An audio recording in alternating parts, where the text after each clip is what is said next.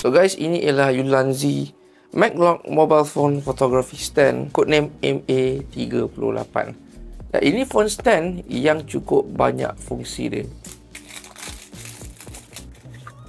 So ini produk dia. So dia pun ada fungsi sebagai carabiner. Korang boleh gantung kat korang punya bag macam model sebelum ni, MA30 So phone stand ni dia melekat menggunakan MagSafe lah. So korang kena buka dulu macam ni, dan korang baru boleh lekatkan kat korang punya smartphone lah. Lepas tu kalau nak jadikan sebagai phone grip, macam ni pun boleh.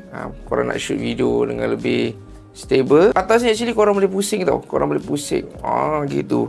Bawah sini actually dia ada extra magnet. So contoh kalau korang nak lekatkan kat korang punya fridge ke, supaya korang mendapat angle yang berlainan. Dan kat bawah sini korang boleh tengok dia ada screw thread. So korang boleh pasangkan, contohnya lah saya ambil satu tripod pendek ni, screwkan. So tak stuck pada satu ini saja. And bawah sini bukan sekadar ada screw thread saja. Ada pun, korang tengok sini design je ni. Ini ialah Arca Swiss Quick Release. Release punya ni korang boleh lekatkan dekat tripod tu. Dan juga korang pun boleh tambah additional accessories lain. Macam contoh LM19 ni, pasang kat belakang sini. And last but not least, phone stand ni korang boleh gunakan dia as Mantis mode. Mantis mode ni korang buka kaki dia macam ni, dan ada satu kaki kecil kat belah sini. Yang ni korang gantung kat dekat atas pintu ke, ataupun mana-mana tempat yang lebih tinggi lah, supaya korang nak ambil shot yang lebih tinggi. Jadi guys, kalau korang berkenan nak dapatkan phone stand ni, boleh dapatkan sekarang.